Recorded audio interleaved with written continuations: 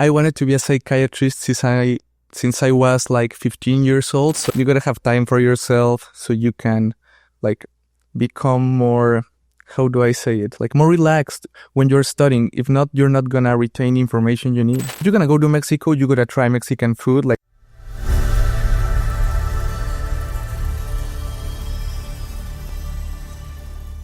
Hello. Thank you so much once again for joining us in our Physicians Fame podcast episode. My name is Dr. Erica. I'm your INP mentor. And today we have a very distinguished guest with us. We have Antonio de Canini. Hello. hello. Thank you so much for joining us today, Antonio. Thank you for inviting me. And so I think it's amazing. You're coming all the way from Mexico. Is that correct? Yes. How was your trip? How was everything coming over here? Really good. It was good. Nice. Yeah. Okay, nice. And was it your first time here in Chicago? No, it wasn't. No, it wasn't. My second time here. Gotcha. Okay. And just if you don't mind sharing a little bit more about yourself, what you do. Are you a medical student? Are you a resident? What are you pursuing? Tell us more about that, Antonio. I'm a medical student in Mexico City, and I'm looking forward to becoming a resident in psychiatry when I finish medical school in 4 years. Mm-hmm. And is psychiatry something that you've always been pursuing, or is it maybe something that, do you have other backup options, other specialties you're interested in? Not really. I wanted to be a psychiatrist since I was like 15 years old. So yeah, that's really what I'm pursuing from the beginning. So I really hope I can do it. Yeah, no, God willing. It definitely will happen. I'm rooting for you, Antonio. And what's really been your medical, what's been your medical school experience like over there in Mexico? It has been really good. Like I've enjoyed it a lot. Like it's great to study medicine. You learn about a lot of topics, how the body works, everything is wonderful. It's wonderful. But I really think that it gets great each semester when you are about to work in the hospital and all that stuff. Got it. And I do believe, I think when we were speaking earlier and you introduced yourself to me, you mentioned you're about to start your clinical rotations, right? Yeah. And so how have didactics been for you so far? I know you're pursuing psychiatry, but is there a favorite subject that you have, something in particular that you've been liking about didactics and so forth? Well, right now, the thing I think I've liked the most is pharmacology. I think it's basically what medicine is most about right now. Like you gotta treat patients with meds, and it's a really interesting subject in school, so I really like it. Nice. And, outside of school, I know that inside school, within school, you're always on it. I remember you were telling me again earlier when you introduced yourself to me, you're always studying, always in the library. And I think that's, very admirable. I really do praise you for that. However, outside of school, Antonio, outside of school, what are some of the things that you like to do? Well, I like to draw. I haven't been able to do it much lately.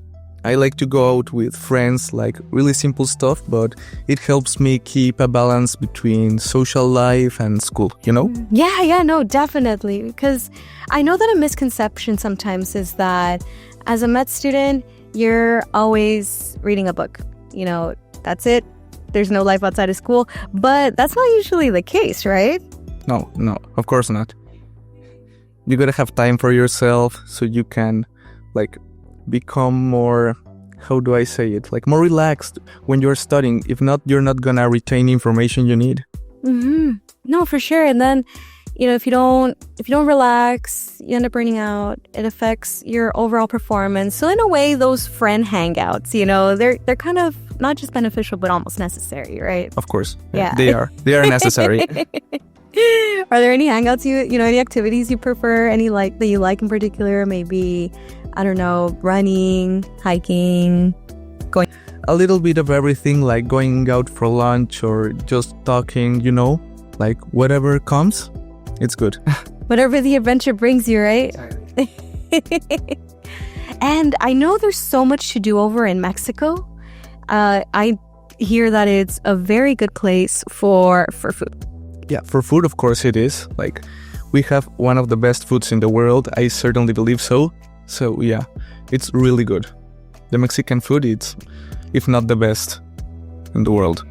And if I was to go to Mexico right now, what are some, not just food landmarks, but if we could build an itinerary right now, like how would you set it up for somebody who's gonna visit Mexico for the first time?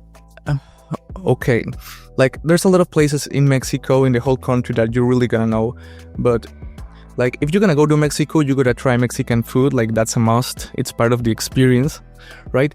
And you also gotta know the pyramids. You also gotta know the historical center, like from Mexico City. You can also go, if you're gonna go party and also you want the beach, you will go to Cancun.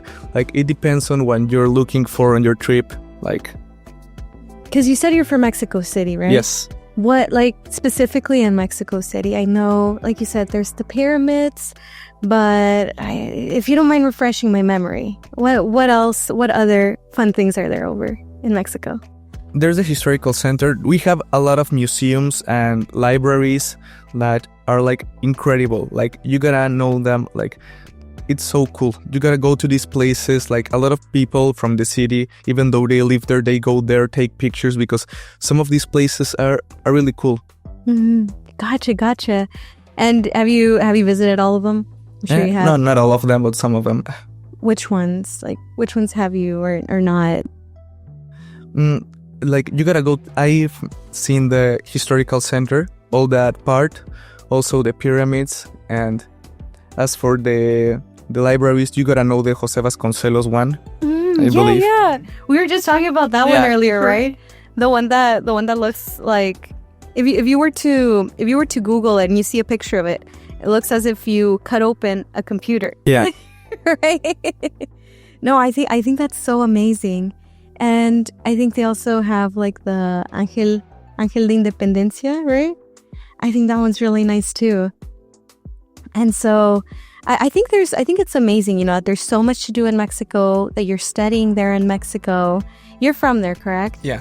Gotcha. And, you know, what are some misconceptions you think people have, you know, towards IMGs or people studying from Mexico, you know, that maybe you think are not true, or maybe something that people are curious about regarding students studying in Mexico? I wouldn't really know misconceptions about students in Mexico. I wouldn't really know. I don't know, perhaps that it's easier than in other parts of the world, could be. I don't really know. But I believe it's as hard as many other places, and yeah. Mm-hmm. Gotcha. And I know you mentioned to me earlier your schedule. How is your school schedule usually like? My school schedule, like I take classes both in the morning and sometimes noon, night, but I've already become used to it and I like it, because when you are like learning about something you're interested in, it becomes more like you enjoy it, you know? Yeah, like second nature and everything, right? Exactly. You enjoy it even though it's nighttime. Well, okay, you go, you take your classes, but you learn something new and you're enjoying it. Mm-hmm. And was it a big culture shock for you when you had just started medical school? Because I do believe in Mexico you start school straight out of high school, correct? Yeah, we start medical school straight out of high school, and yeah, I believe it was because the whole system changes, and I believe this is not only for medical school, for every student. When you finish high school and you begin your career, like you become way more free in a sense, like that when you were before. Now you control your schedule, you control when you're gonna study, what you're gonna do, and you have to also like prepare yourself for exams, but this time it's all on you. You gotta decide what you're gonna do, and I believe that's really great. Yeah. So really just that added aspect of independence, right? Exactly. There was a lot of, was that overwhelming for you when you were just, again, starting out med school? Like, oh my gosh, there's a lot of independence with regards to time. How am I going to manage everything? Did it ever, you know?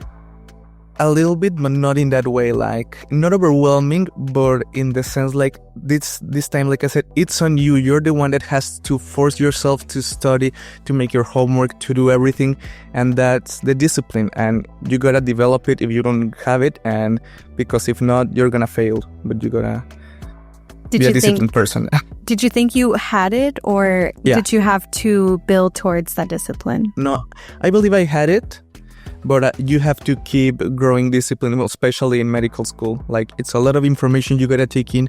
You gotta know how you're gonna retain it. You gotta know how you're gonna study, because if you don't know, it's gonna be really hard for you.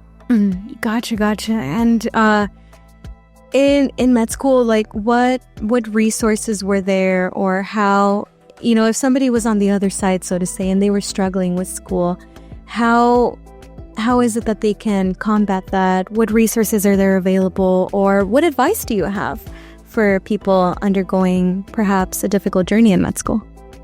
You gotta understand what kind of study method works for you. That, first of all. And once you find it, in medical school, you gotta study every single day. It doesn't matter which subject, but you gotta do it. Because if not, by the time they start asking you to do homework, exams, whatever, you're gonna feel so overwhelmed by all the information. Like, you gotta start studying every single day so you know what you're talking about. Just really stay on top of it, right? Exactly. Like, on top of everything, really. No, that's pretty good. It's pretty good. And so you mentioned you're in didactics and you're not yet going to clinicals. When you start your clinical rotations, your guardias, right? How do you go about building that? Do you choose your own guardias? Does somebody choose them for you? Or do you, again, build them based around, since you're pursuing psychiatry, do you choose all your guardias? No, at least in my university, you gotta choose like a block that they tell you which hospitals you'll go the first semester you're on their clinical rotations. But the next of them, you don't really get to choose the hospitals. And also, like, it has a system. Each semester, you have to rotate through different medical specialties. So next semester, for example, I'll be in psychiatry, orthopedics, and I believe it's radiology and neurology, okay? And there's an order to that. Okay, in the next semester, like 6th semester, you're gonna go through cardiology, ophthalmology, and so on. But it has an order. You cannot just choose what rotations you wanna do. Got it. So kind of similar to here, where, for example, here in the States, you have to do your core rotations, including family medicine, emergency, OB-GYN, pediatrics, and then afterwards you can choose your elective rotations, which if you're pursuing psychiatry, you would do psychiatry related rotations.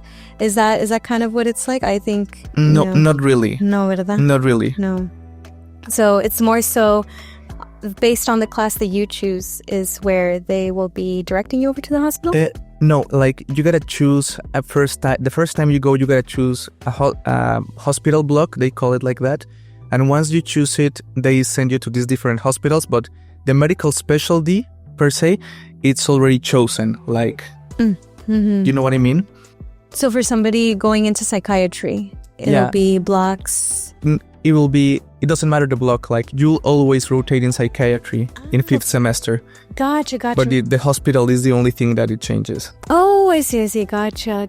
And so they're pretty much setting you up to, if you're wanting to be a psychiatrist, to continue in that trajectory, right? Not really. Like, you gotta go through every medical specialty. Even though if you want to be a cardiologist, ophthalmologist, it doesn't matter. You gotta go through psychiatry, neurology.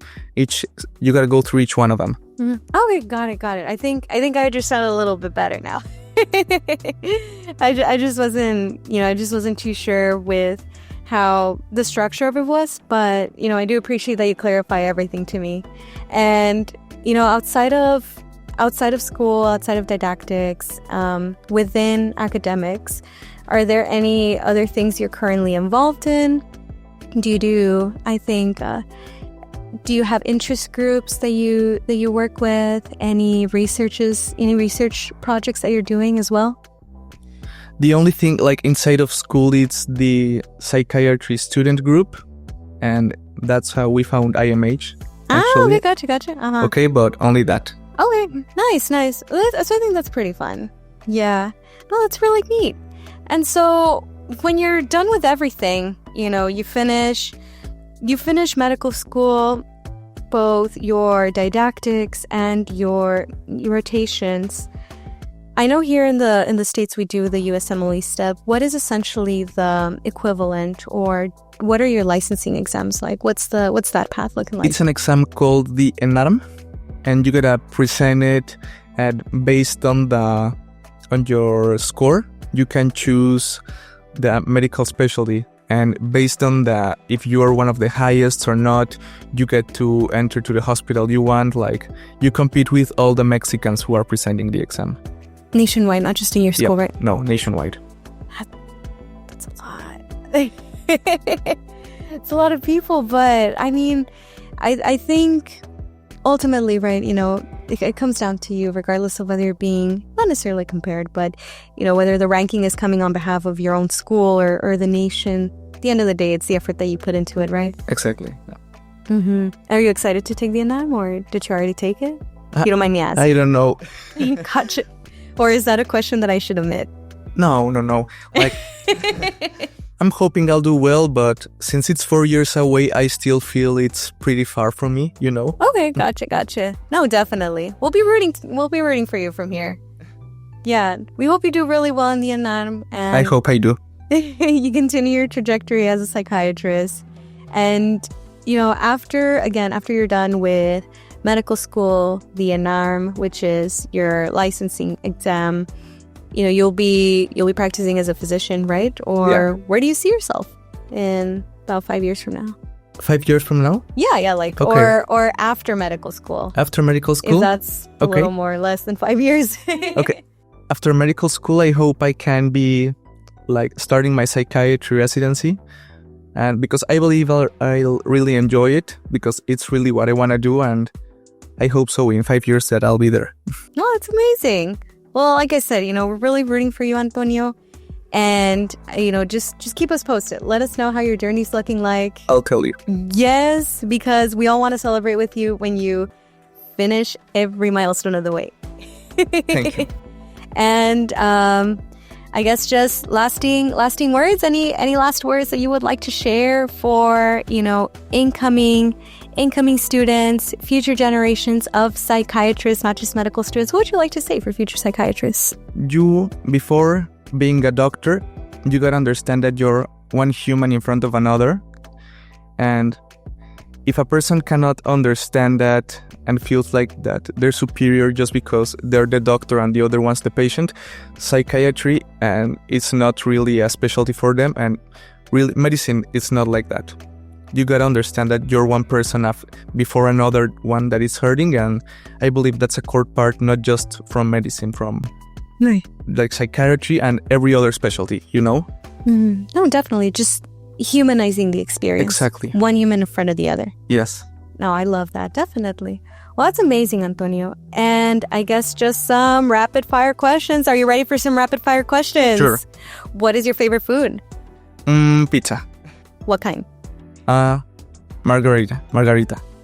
Definitely. That is totally a go-to. And do you have a favorite type of car? Of car? Yes. No, not really. What about a favorite type of ice cream? Ice cream? Okay, vanilla. Vanilla. And if you were not doing medicine, what would you be doing? Law. Law. Nice. What is one thing people should not miss when visiting Mexico? I know I already said it, but food. Always. Anything related to food. Anything related to food. I love that. No, I love that. And those are pretty much all the questions I have for you, Antonio. Okay. Mm-hmm. Thank you so much for joining us once again. And again, thank you so much for tuning in to Physicians Fame. Thank you once again, Antonio. We're really rooting for you, and keep us posted on your project. Thank you. I'll let you know. Thank you for the invitation.